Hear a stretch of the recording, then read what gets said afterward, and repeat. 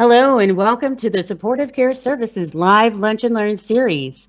The Supportive Care Services Department has created a series of live lunch and learn videos to help you be successful when navigating your cancer journey. For more information regarding the Supportive Care Services Department, please send an email to wellness@ironwoodcrc.com. Today's featured speakers are Ironwood Cancer and Research Center's Glendale Radiation team. Joining us today are radiation therapist Josh Gomez, Johnny Nguyen, and Maddie Phillips. Today, our guests will be discussing Radiation 101. Let's all welcome the Glendale Radiation team. Hey there. Thank you, Vansel, for that introduction. We're all very excited, me and my colleagues here. My name is, like she mentioned, my name is Josh Gomez. I'm a radiation therapist here at Ironwood Cancer and Research Centers. I have been working at Ironwood for about 6 years now, but like I mentioned before, my colleagues and I had gathered some information for you guys about radiation therapy because radiation it's one of those topics where you don't really know much about unless someone is there to kind of guide you through it. So as we begin here, I just want to go ahead and reiterate it's going to be Johnny, Maddie, and I, and we're all radiation therapists here at Glendale that's going to be going through this with you. So I hope you guys enjoy the slides that we got here for you and answer all the questions that you guys may have for us. Thank you. All right, thank you, Josh. Once again, my name is Johnny Nguyen. I'm one of the radiation therapists. I want to talk to you a little bit about the background of radiation as far as, how long it's been around and what it can provide, okay? First things first, I want to start out with radiation, it's not like the comics. You will not glow when you're done, okay? But we'll go into the first slide here. So radiation therapy or radiotherapy has different forms of being able to, or for us to be able to safely and effectively treat cancer with and other diseases. There's several different types of machines that are able to distribute the radiation. The radiation itself, radiation therapy has been definitely an effective tool for treating cancer for more than 100 years. Of course, obviously, it's progressed and has been, just like any other technology, is grown and gotten a lot better. Okay, there's about 2/3 of all cancer patients will end up receiving radiation therapy as part of their treatments. Part of it also goes into chemo, stuff like that. But yeah, most patients will have radiation therapy. We also have what we call our radiation oncologists. Basically, our doctors. They're trained to use radiation to treat cancer. Okay. Just a little brief history on the radiation therapy itself. The first patient was treated with radiation in 1896. It's just about 2 months after the discovery of X-rays.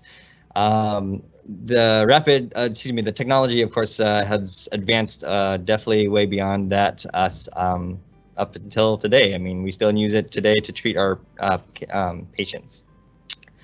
The planning and the treatment delivery advances have enabled us to be more effective and more precise. That's what we want. We always want to be very precise with everything that we do, so that way we can decrease the severity of any kind of side effects. So when is radiation used? The best treatment plan for each patient is frequently determined by our team of doctors. We do have our radiation oncologists, our medical oncologists, and our surgeons. They kind of get together and determine whether or not or which modality to go with to be able to best serve you and be able to help with your situation. Sometimes radiation therapy is the only treatment that's needed. It's the best way to just help you, and rather than going through other treatments and going through stuff that may not be so effective. Other times it could be combined with other treatments, such as chemotherapy or surgery, just to make a tumor smaller or to be able to shrink a tumor and then be able to use a different modality to be able to help you with cancer. Now, is radiation therapy safe? There's been new advances in technology and treatment delivery to continue to make radiation safe and effective. Of course, like I said, everything is very pinpointed, everything is very calculated, so that way it's straight to the point, and that way we're treating exactly where the doctors and our physicists and dosimetrists wants us to be treating. Okay. A team of medical professionals develop the treatment plan for each patient and minimize the side effects, assure that the area where the cancer is located and receiving the dose of radiation that's needed. Like I said, just again, pinpointing the areas that we want to be able to go into and be able to treat that specific area. Radiation is very specific. It's only to a certain spot or a certain area, whichever they had planned. The treatment plan and equipment are consistently reviewed and ensured to proper treatment that is being given. So our physicists and our dosimetrists are always making sure that everything is working properly. So that way we are able to deliver that treatment to you. Well, at this point, I'm going to go ahead and pass everything along to Maddie.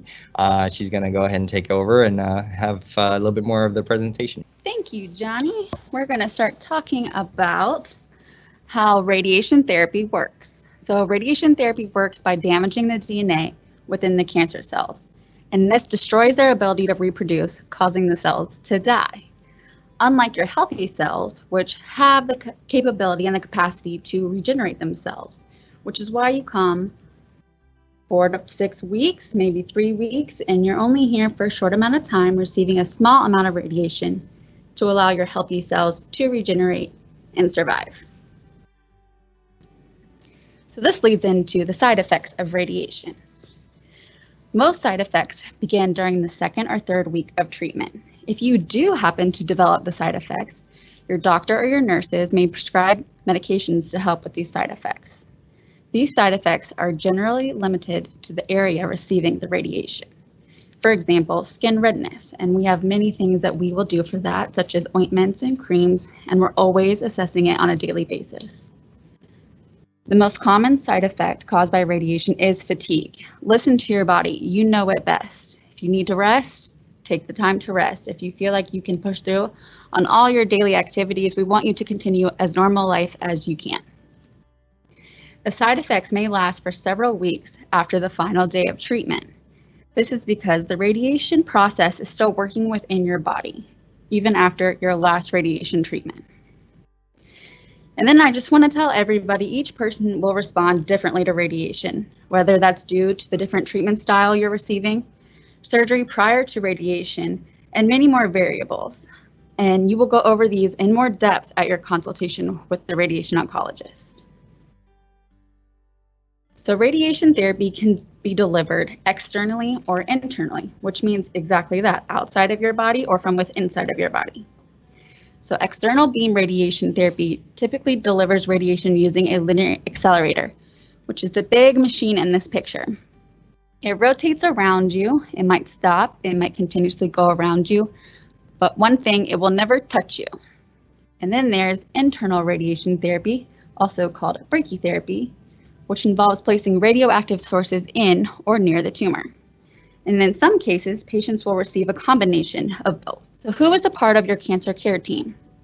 All of those involved with the patient during and after their care is a part of your cancer care team. This may include the physicians, medical assistants and nurses, your radiation therapist, physicists, dosimetrists, social workers, your receptionists, and most importantly, your family and your friends. So it is important for the cancer care team to have an open dialogue throughout the treatment process. Always ask questions if you have them. There are no dumb questions throughout any part of this. Always ask them. Always share your concerns, whether you are the patient or the caregiver.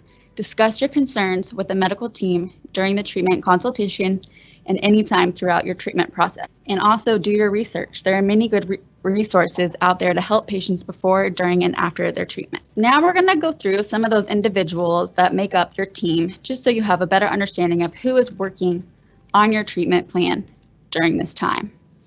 It's a team of highly trained medical professionals that work together to make sure you receive the best possible care while you're undergoing your radiation therapy.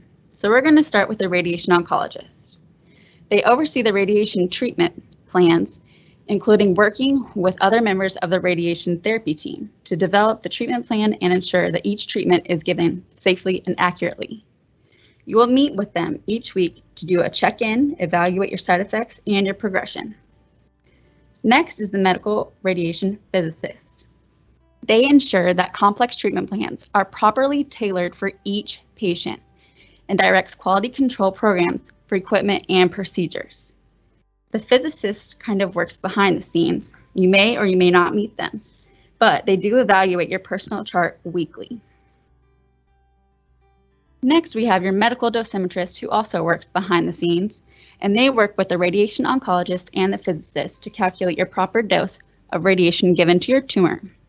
They also evaluate dose given to your healthy structures, which might be unavoidable during this time. Then you will have your radiation therapist. They administer the daily radiation under the radiation oncologist prescription and supervision.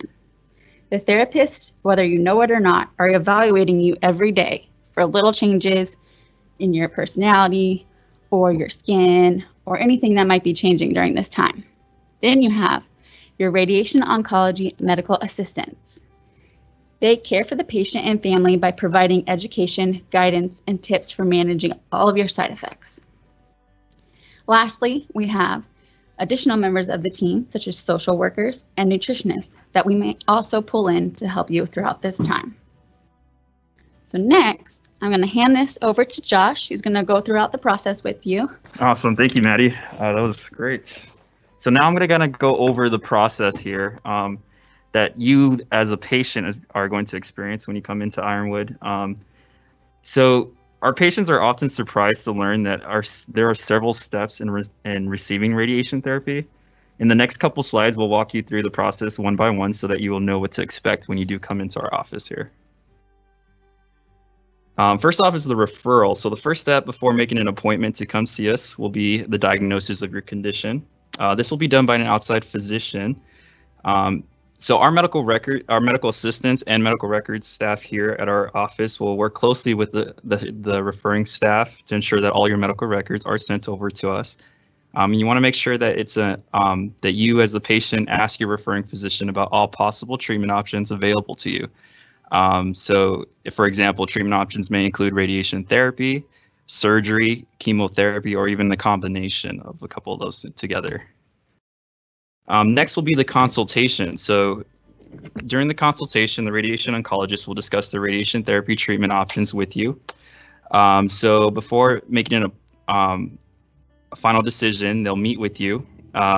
They'll review all your medical history with you, including your previous radiological exams and your pathology.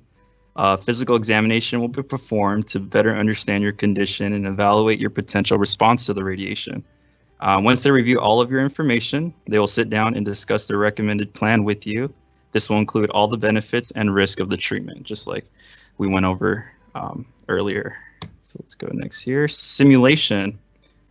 So the next step is called the simulation. So this is kind of an important part when it comes to radiation therapy. You'll be imaged in a CT scanner to locate the position of the area that we'll be treating. This may occur on the same day of your consultation or in days following. This timing will be determined ultimately by your radiation oncologist. But during the simulation, we'll use custom molds. As you can see in these images here, there's a couple that we have pulled up here. We call them vac locks. To the left, you can see there is lower vac locks. So those will be used for like patients for treating in the lower area of the body. And then on the right there, those are upper vac locks we'll use for the upper extremities.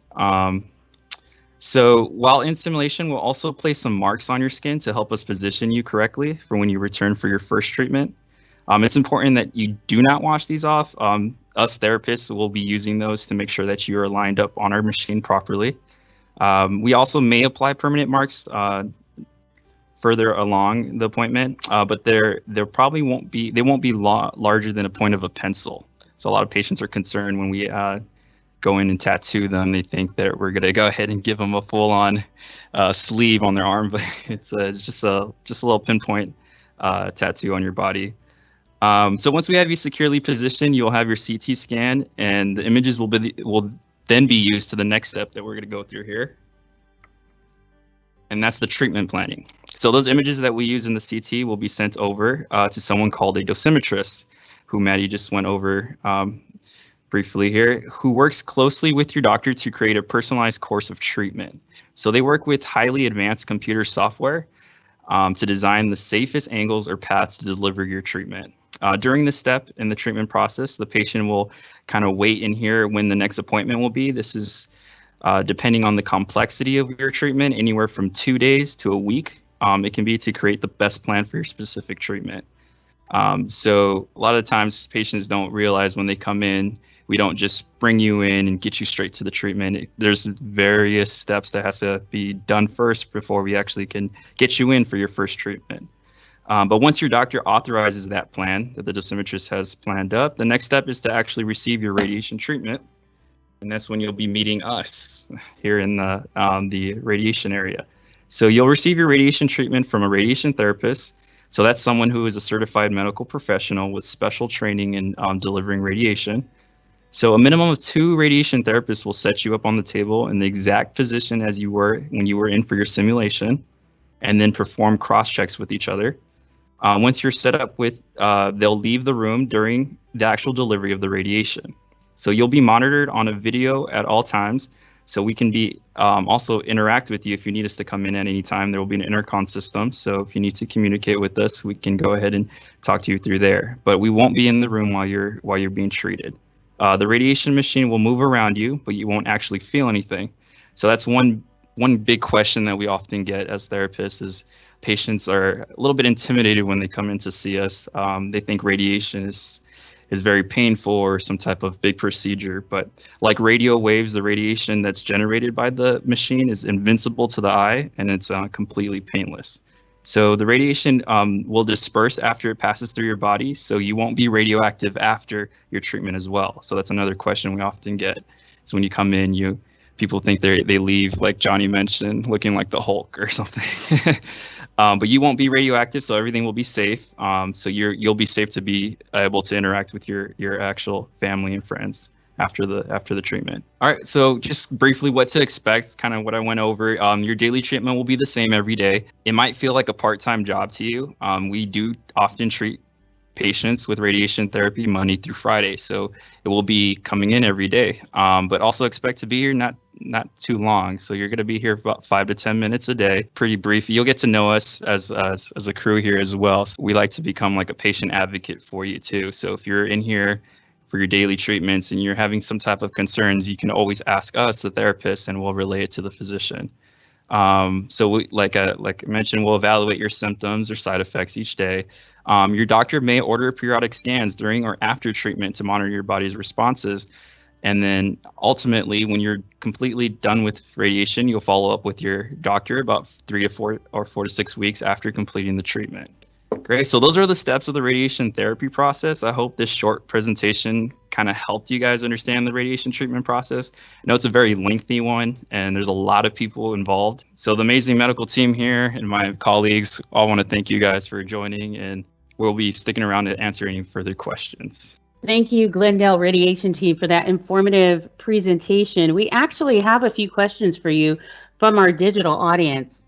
The first question is, can I eat before treatment, or do I need to avoid certain foods before getting treatment?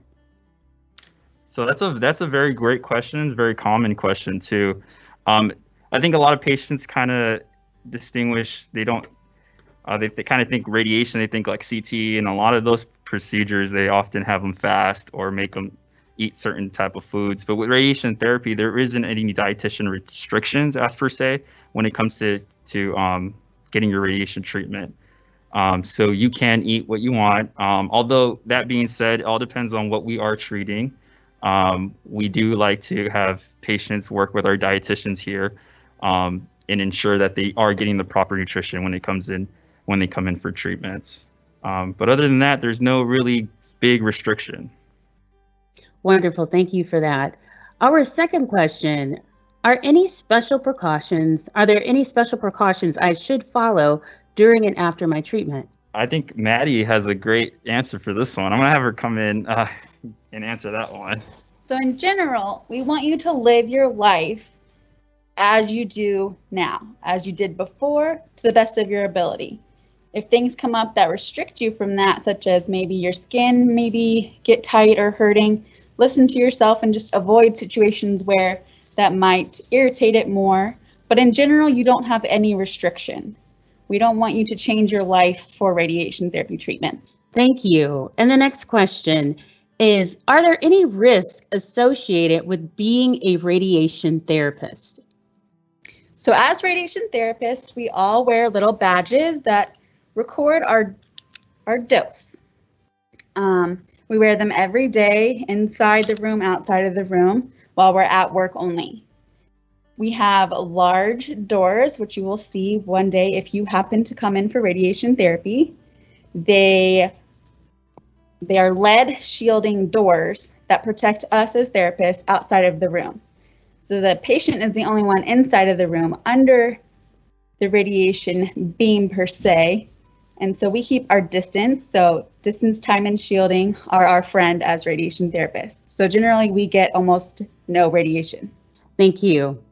And the final question, what is the average time frame to complete the process to begin radiation treatment? All right, I'm going to hand this one over to Johnny, and he will answer this one. There's a lot of different factors that are going to come into play here. Whether or not we can get the medical records or pathology or even just a scheduled time. But as far as that goes, I mean, within usually about a week or so, we usually have our doctors and dosimetrists and physicists come together, get the plans ready once the CT simulation has been done. And then we'll make a schedule for you to come in and start the radiation therapy itself. So I would say anywhere from, a week or 2 weeks, depending on each individual situation. Johnny, thank you. And thank you, Glendale Radiation team, for being with us today. Thank you all to our digital audience for joining our live Lunch and Learn presentation, Radiation 101, featuring Ironwood's Glendale Radiation team. We hope you enjoyed this session. There will be a replay of this Lunch and Learn on the Ironwood YouTube and social media channels. For more information on how you can live well on your cancer journey, email the Supportive Care Services Department at wellness@ironwoodcrc.com. Thank you for joining us.